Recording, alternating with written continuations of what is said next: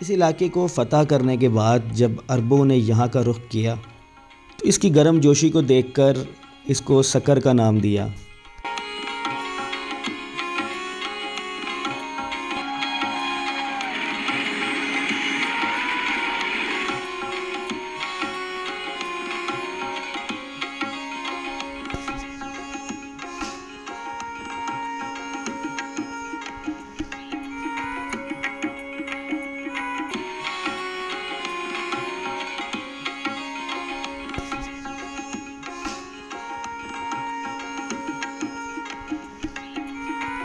रकबे में तीसरा और आबादी के लिहाज से इस शहर को चौथे नंबर पर लिखा जाता है।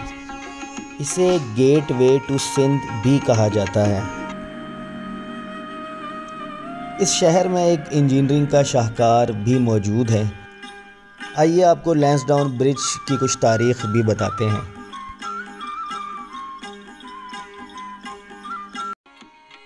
सक्खर शहर अंग्रेज़ दौर हुकूमत में एक कारोबारी मरकज़ की हैसियत रखता था। अंग्रेज़ दौर ने बढ़ते हुए कारोबार को देखते हुए सक्खर और रोहड़ी को मिलाने के लिए रेलवे लाइन का मंसूबा बनाया। इस पुल को बनाने के लिए उस वक्त की हुकूमत हिंद ने 1887 में मंजूरी दी।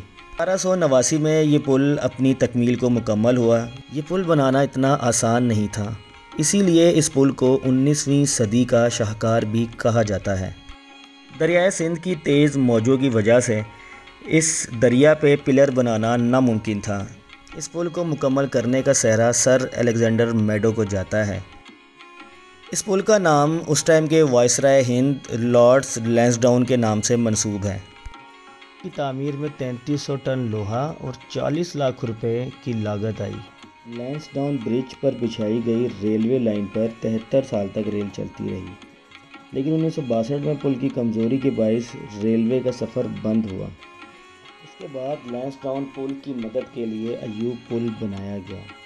ये मंसूबा उस वक्त के फील्ड मार्शल अयूब खान ने बनाया। लैंसडाउन पुल से 100 फुट के फासले पर ही अयूब पुल बनाया गया, जिसका काम दिसंबर 1960 को शुरू हुआ, जबकि 6 मई 1962 को मुकम्मल हुआ और फील्ड मार्शल अयूब के नाम पर ही इसका नाम रखा गया। इस पर 2 करोड़ 16 लाख लागत आई। ये सिडनी हार्बर ब्रिज की कॉपी कहलाता है। आइए मज़ीद आपको कुछ सक्खर के हवाले से मालूमात फ़राहम करते हैं। दरियाए सिंध ने इसको अपने सीने में बिठाया है। इस शहर की गर्म मिजाजी को ठंडी हवा से नरमाया है। ये शहर कई रियासतों, तहज़ीबों और सकाफ़तों की आगोश में पला है। ये नए और पुराने दौर की उंगली थामे परवान चढ़ा है। ये सिंध का लाडला शहर है, सक्खर।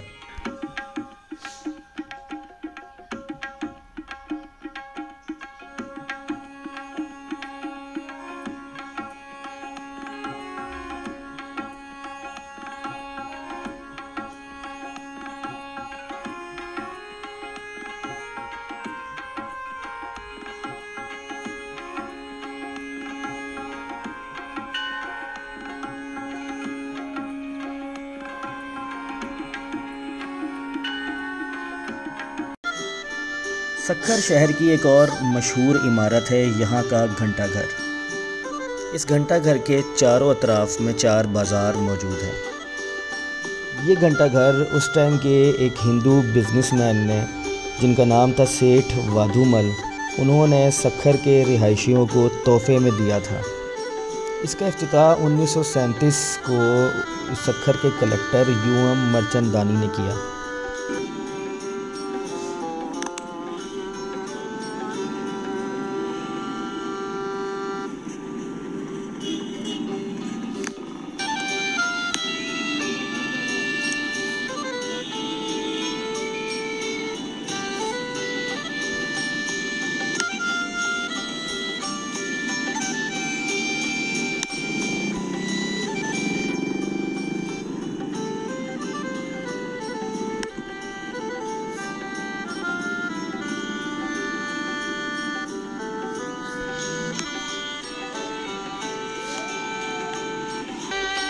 यहाँ पर 19वीं सदी का एक और शाहकार भी मौजूद है जिसका नाम है मीर मासूम शाह का मीनारा। आइए उसकी तफसील भी मैं आपको बताता हूँ। मीर मासूम शाह मुग़लिया दौर अकबर बादशाह के ख़ास सिपाही थे। सिब्बी और बलूचिस्तान की जंग में उन्हें सपा सालार बनाकर भेजा गया था और वो जंग ये जीत गए थे। इसके बाद अकबर बादशाह ने 1598 में उन्हें सिंध का गवर्नर और सखर का नवाब बनाया था। मीर मासूम शाह का ख़ानदान आज भी पुराने सखर में मुकीम है कि मीर मासूम शाह का मीनारा महकमा औक़ाफ़ के अंडर आ गया है। सुर्ख ईंटों से बना ये मीनार मुग़ल दौर का शाहकार है। तामीराती हवाले से इस मीनार का मुकाबला हिंदुस्तान के तारीख़ी शहरों दौलताबाद, अहमदाबाद और दिल्ली में मौजूद मुसलमान दौर के तामीर शुदा मीनारों से किया जाता है। इस मीनार की तामीर 1003 हिजरी में मीर मासूम बखरी ने शुरू करवाई और मीर मासूम बखरी के फ़र्जंद मीर बुज़ुर्ग ने इसकी तामीर 1027 हिजरी में मुकम्मल करवाई। इस मीनार में इस्तेमाल होने वाला पत्थर मीर मासूम शाह बखरी ने जयपुर से मंगवाया था। सखर जैसा गर्म शहर होने के बावजूद भी इन ईंटों की तासीर ठंडी रहती है। मीर मासूम शाह का मीनार फ़न तामीर का एक बेहतरीन नमूना है।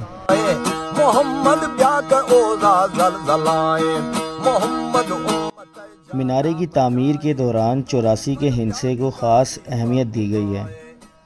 इसकी पैमाइश के एदाद व शुमार पर नज़र डालें तो मालूम होता है कि मीनार की लंबाई 84 फुट, बुनियाद की चौड़ाई 84 फुट और सीढ़ियों की तादाद भी 84 फुट है।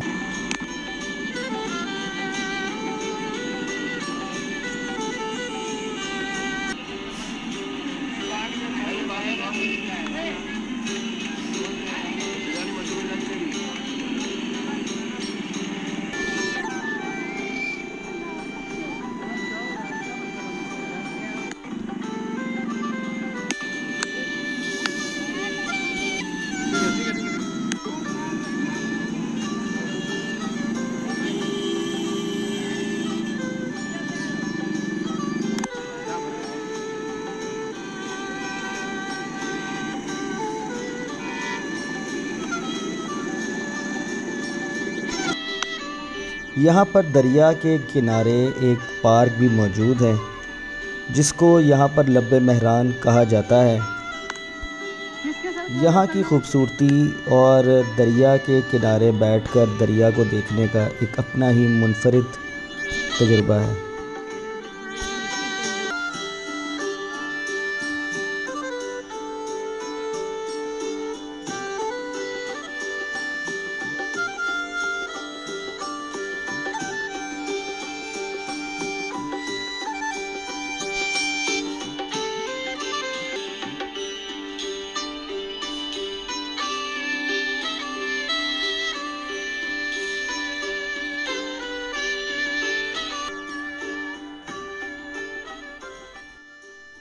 इस शहर में पाकिस्तान का सबसे बड़ा बैराज भी मौजूद है।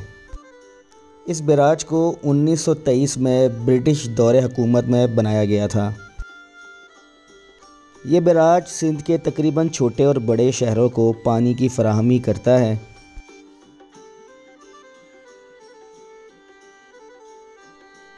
इस बैराज के दूसरी तरफ मुशर्रफ दौर ने एक और ब्रिज को तामीर किया ताकि इस ब्रिज का लोड कम किया जा सके। इस ब्रिज के 66 यानी 66 दरवाज़े हैं और इस ब्रिज की लंबाई तकरीबन 1.25 किलोमीटर की है।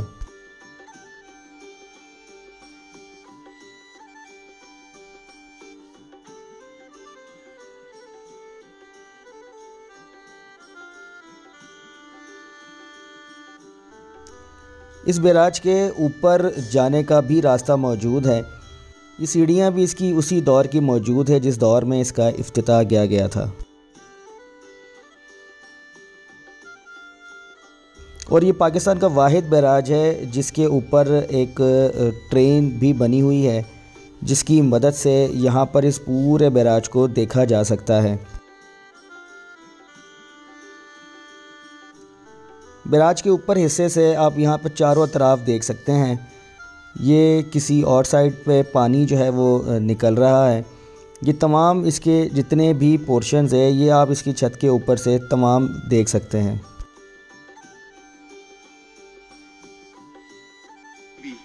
हुकूमती अहदेदार हो या एरिकर होते हैं वो भी यहाँ पर जाते हैं, ये ट्रेन के गेट के सफ़र करते हैं और पुल का यहाँ पर सैलाब आने की सूरत में इस ही बैराज से जो है वो तमाम एरियाज़ को पानी को कन्वर्ट किया जाता है।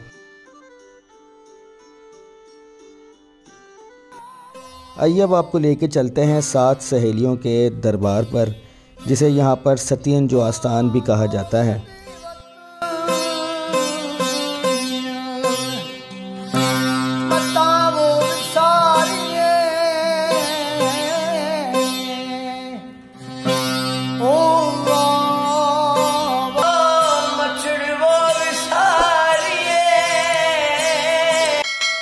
एक लोक दास्तान के मुताबिक यहाँ 7 सहेलियाँ रहा करती थीं जो खूबसूरत, बापर्दा और नेक थीं।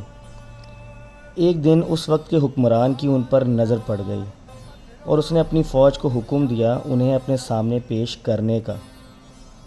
कहा जाता है कि लड़कियों ने ख़ुद को बचाने के लिए इस गार में पनाह ली थी।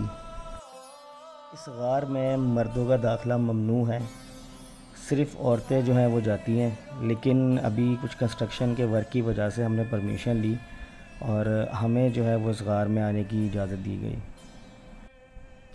ये रूम है यहाँ पर। इस रूम में कहा जाता है कि उन सहेलियों ने अपने आप को छुपाया था। एक रूम ये है और एक रूम मैंने आपको दिखाया वो इसके बिल्कुल साथ है, वो भी मैं आपको दिखाता हूँ। ये 2 कमरे थे जिसमें उन्होंने ख़ुद को छुपाया था, लेकिन असल हकीकत क्या है वो मैं आपको इस वीडियो के लास्ट में बताऊंगा। औलाद के हुसूल के लिए यहाँ पे ख़वातीन आती हैं और इन झूलों में डोरी बांध के और मन्नत मांग के जाती हैं। मुख्तलिफ़ किताबों के हवालों से पता चलता है कि मुग़लिया दौर में पीर अबुल कासिम नमकीन जब 1003 हिजरी में बखर, जो कि सखर का पुराना नाम था, हुक्मरान बनकर आए तो उन्होंने यहाँ पर रिहाइश इख्तियार की और इस इलाके में बहुत सी यादगारों की तामीर शुरू करवाई। दरियाए सिंध के किनारे बखर किले के सामने एक छोटे से पहाड़ी टुकड़े को हमवार करवाकर यहाँ 4 दीवारी और एक चबूतरा भी तामीर करवाया, जहाँ पर चांदनी रातों में महफिल का इनकाद होता था। बाद अज़ा उन्होंने ये जगह अपने आखिरी आरामगाह के लिए मुख्तस कर दी।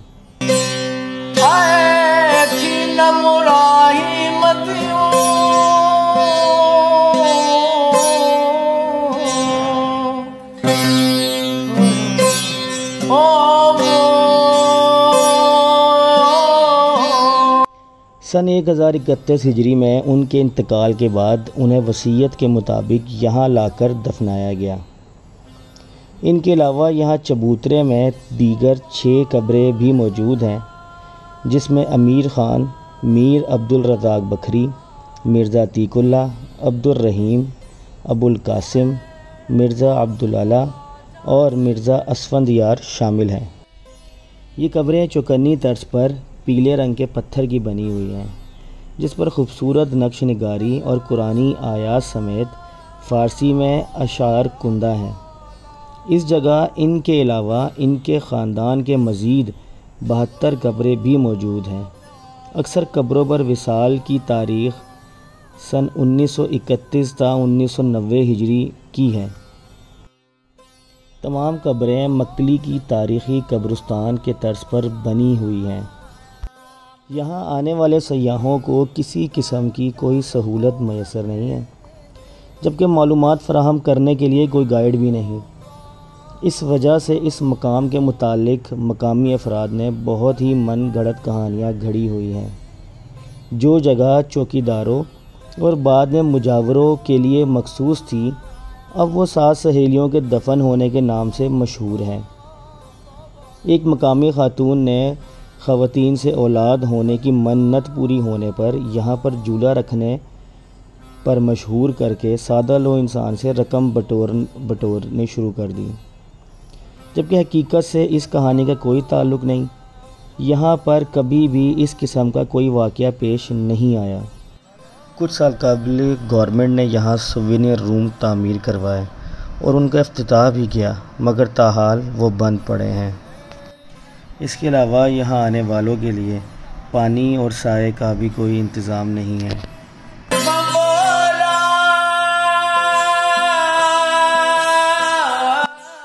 दोस्तों, उम्मीद है आपको आज की मेरी ये वीडियो सक्खर के हवाले से पसंद आई होगी। पसंद आई हो तो मेरी चैनल को लाजमी सब्सक्राइब कीजिएगा, वीडियो को लाइक कीजिएगा। मिलते हैं आपसे अगली वीडियो में। अल्लाह हाफ़िज़।